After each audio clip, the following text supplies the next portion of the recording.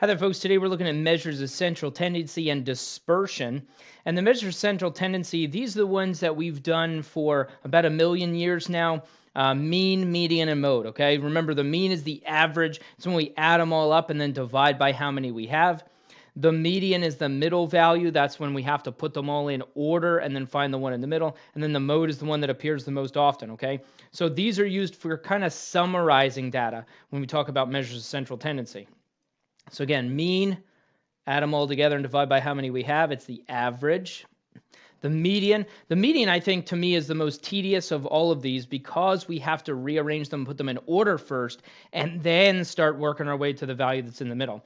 And remember, if there's a tie for what's in the middle, you have to take the average of those middle two. So you take the mean of those two values. So if there's a tie for the middle, so if there's a tie, we find the average of those two, or find the mean, okay?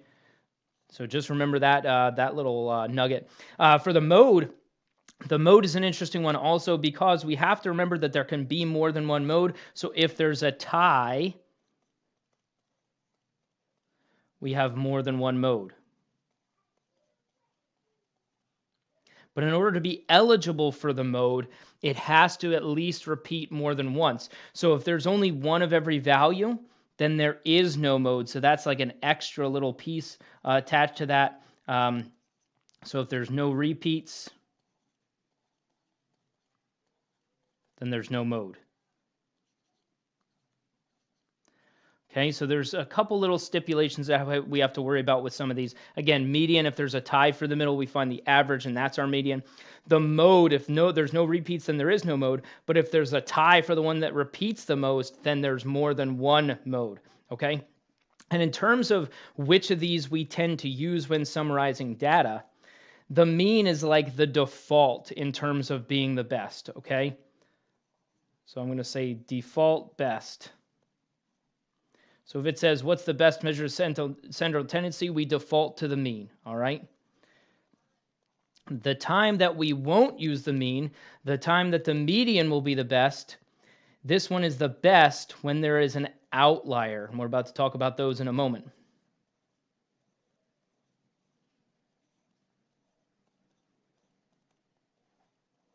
Okay?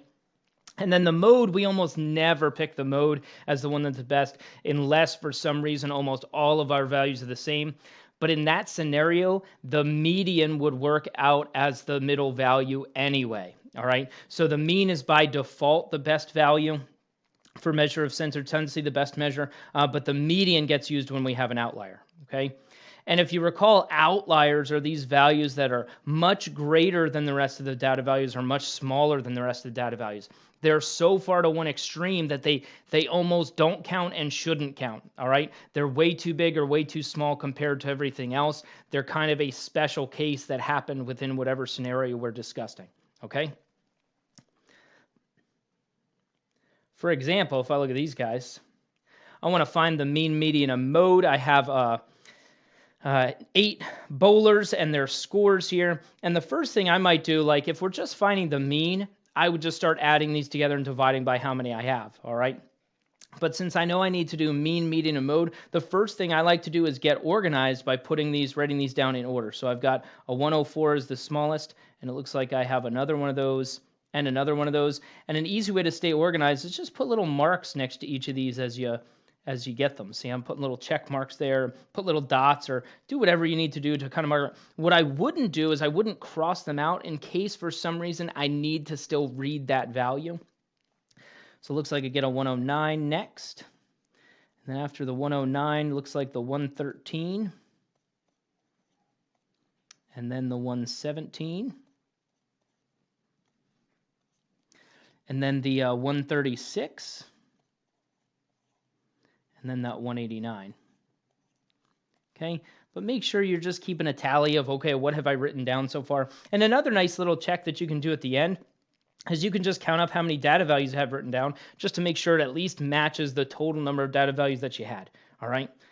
And so now from here, I want to find the mean, median, and mode. So the mean, I'll find that one first.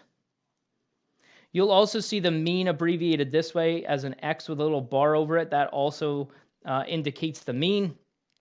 And in order to do the mean, I'm just going to pull up my calculator here, and I start adding these up. So 104.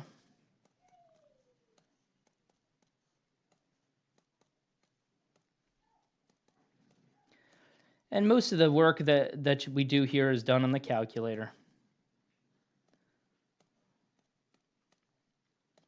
Okay, so that's the addition, and now I have to divide that by how many I have, which was 8.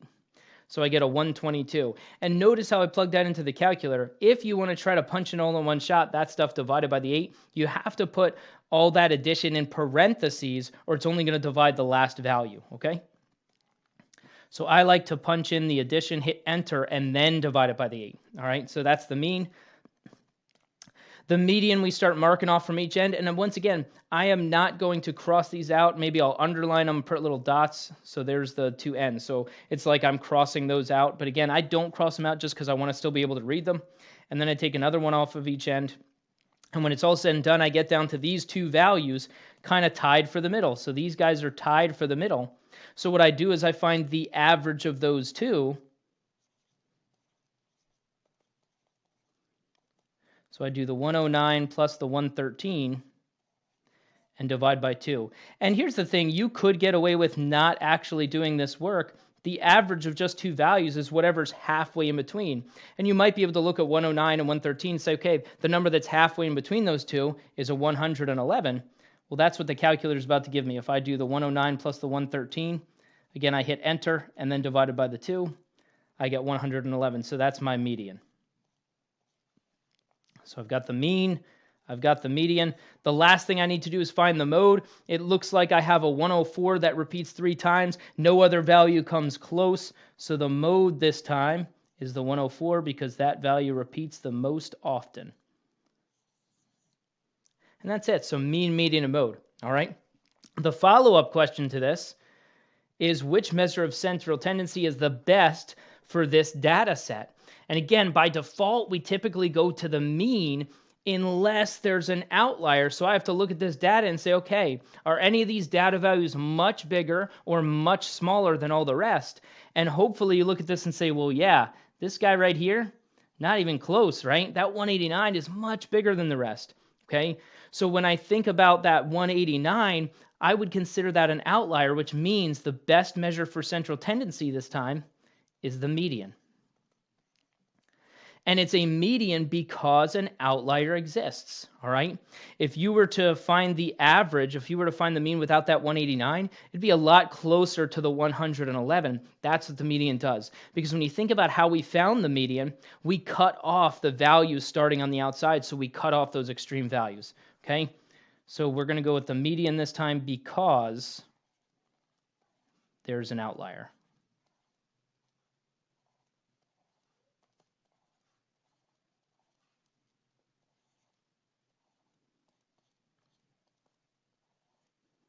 Okay. All right, so in this example, it says your grades on 3 exams are 80, 93, and 91. What grade do you need on the next exam to have an average of 90 on the 4 exams? And so basically the situation is this. We're trying to find the mean or the average here, and we have 4 exams total that we're talking about. We have the 80, the 93, the 91, and then one that's yet to be determined, so I'm going to call it X.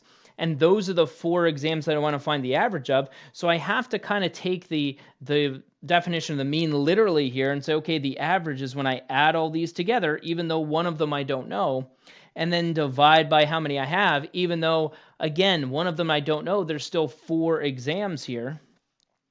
And when that's all said and done, I want the average to equal a 90%. And so now from here, it's just a matter of simplifying this thing. So it looks like I get a 264 plus x over 4 equals the 90. And now this is just a linear equation that I'm going to solve, so I'm not real happy with that division sign. But if I was solving this linear equation, remember it's implied that there's parentheses around this, so I have to undo the division first, so I multiply each side by 4. You could also put that 90 over 1 and cross multiply, but here the 4's cancel, so I'm left with the 264 plus x, and that equals a 360. And now I'm going to subtract that 264 from each side.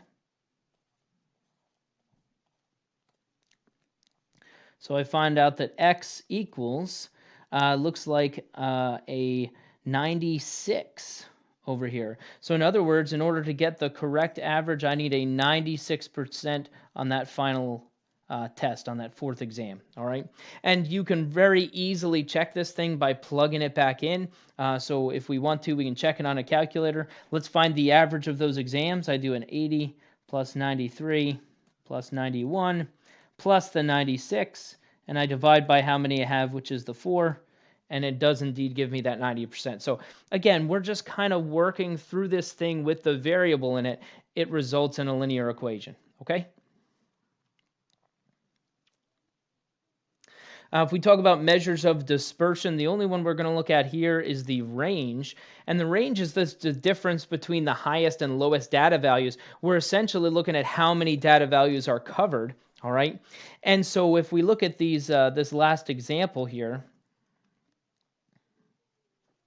it says the closing price of 2 stocks for the first 5 days in February are shown. What is the range and mean of each data set? So I'm going to start by finding the mean. And again, you can just say mean, or if you want to abbreviate it with the X with the bar over it, that would also be fine. So I'm just going to add them all up and divide by how many I have. I'm going to do this right on the calculator.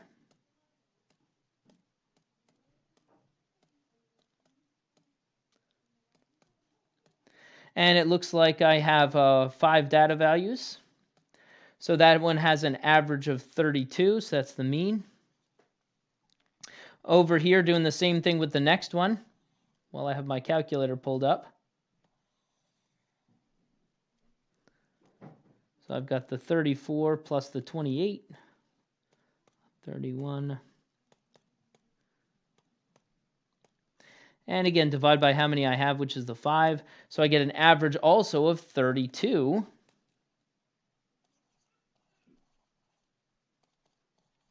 And so each of these has the same average, but now I want to compare the range of the two as well. So let's look at the range of each. The range is just the biggest data value minus the smallest data value. And so in this example, the biggest data value is the 47. And it looks like the smallest data value is the 25. So when I do the 47 minus the 25, it gives me a 22. The next one, again, if I'm looking at the range, it's the biggest data value minus the smallest data value. So in this one, it looks like the biggest data value is the 36, and the smallest data value is the 28. And if I subtract those, I get a range of 8. All right?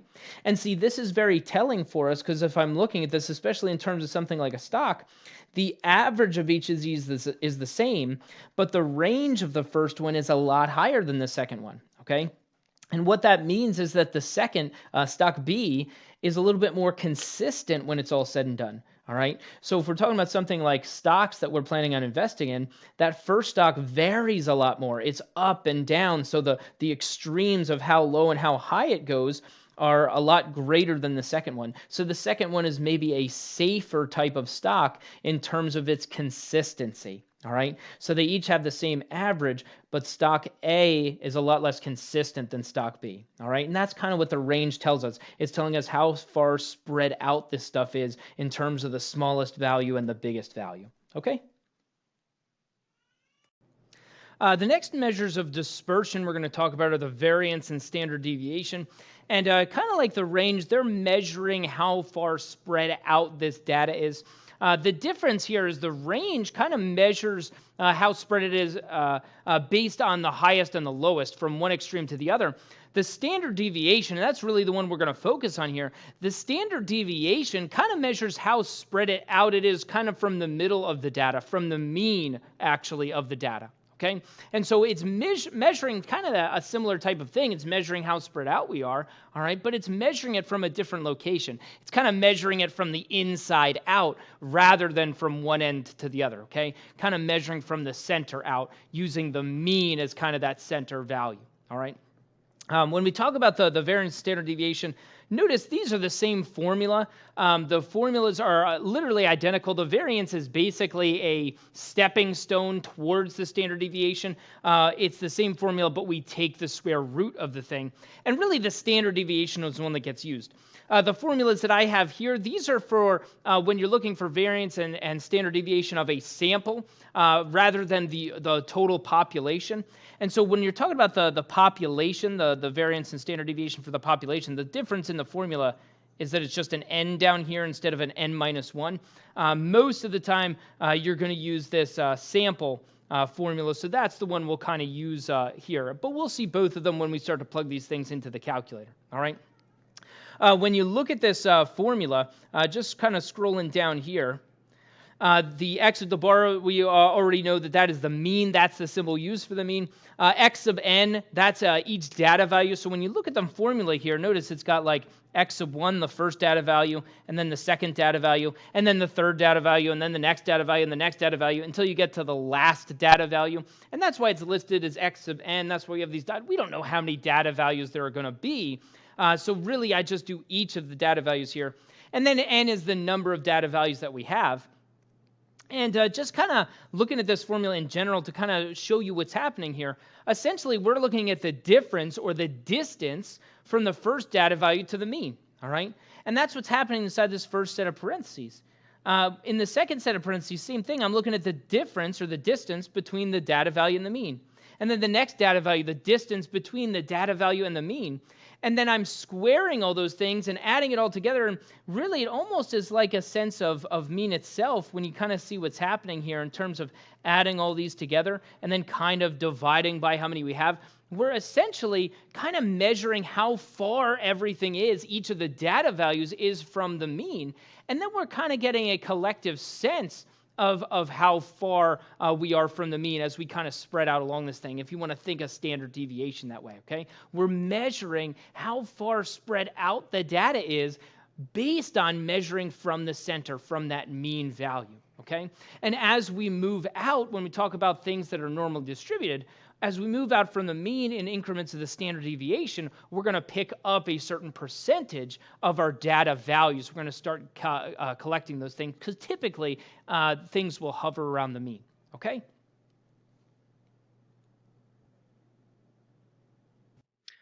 So once again, looking at this, the same example we already did once. We did some of the things by hand, but now we're going to find the variance and standard deviation.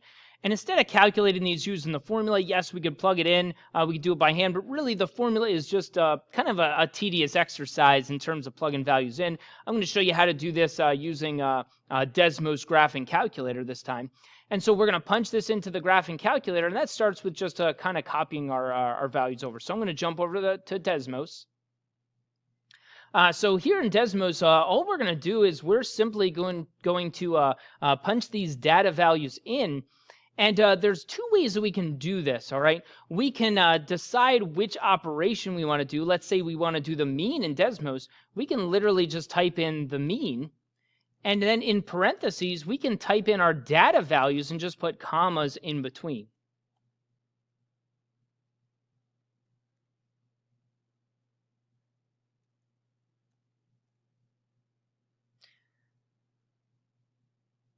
And if I close the parentheses here, as I do this thing, it should, yeah, there we go. It's you can see that it's calculating this thing as I go. And so as I punch in different values, it changes the mean, obviously, because I'm getting more and more values.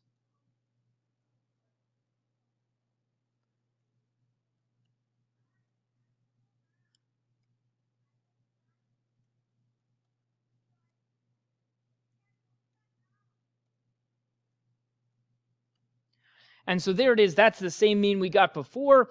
We've calculated it as 122. Now from here, since I already have this punched in, I could go back over here and I could get different things. Instead of the mean, I could get like the median. So there's the median of the data set. But the thing we're after right now is variance and standard deviation. For the variance, we just type in VAR, and there it is. There's the variance. And that's automatically the sample variance. If we want the population, we include a p here for population, and then it will go back to the other formula using just the n instead of the n minus 1. Same thing with standard deviation. The abbreviation for standard deviation is STDEV. Okay, for standard deviation. Once again, that is the default here is the sample. If we want the population, we throw a p on the end of that. The other place that we can get these is if we pull up the calculator menu under functions. You'll see there's like a little stat menu here. You can hit stat. And so if you're ever unsure about what the abbreviations are, right here it is. So there's standard deviation. If I'm back over here, I can just hit this button instead, and it'll do the standard deviation. Now it just threw an extra set of parentheses there for me. Okay, so that's one option. The other option here is if I were to jump to this second guy, I could do a table of values, okay? And since this is only one variable statistics, I'm just going to punch in for the x value in this table. So I'm going to punch my data values in here, okay?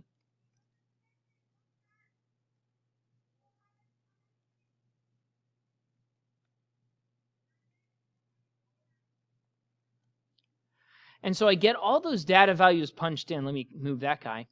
And so what happens here, instead of using this guy, let me get rid of that. Now what I can do is I can say something like, well, I want to do the mean, and I want to do it of that list. Well, that list is x1. So the x1 list, and there it is. It calculates the mean. The advantage of doing it this way is if I have to find multiple things, instead of having to delete this mean, well, I can keep that thing up here and now find the standard deviation of the same list, okay? And there it is. And if I want to see the variance at the same time, I can continue to use those values. So instead of having to retype each time, I can simply kind of have all of these values displayed at once, which is kind of a nice feature. Okay, so we punch the data values in either within the parentheses with commas in between for the thing we're trying to find, whether it's mean, whether it's median, whether it's variance or standard deviation, or I make a list. I make a list and then I say, hey, find the mean of the x values from that list. Find the standard deviation of the x values from the list. Find the variance using the x values from that list, okay? And so here we can see the variance and standard deviation here. Let me put it the other order. So there's the mean, there's the variance, there's the standard deviation. We can round those to a couple decimal places. And again, by default, Desmos will use those sample values. In the functions, you can see right here, standard deviation with a p behind it, that's for population. And then the variance isn't listed, but we can do the same thing with that as well, okay? Depending on the version that we're looking for here, okay?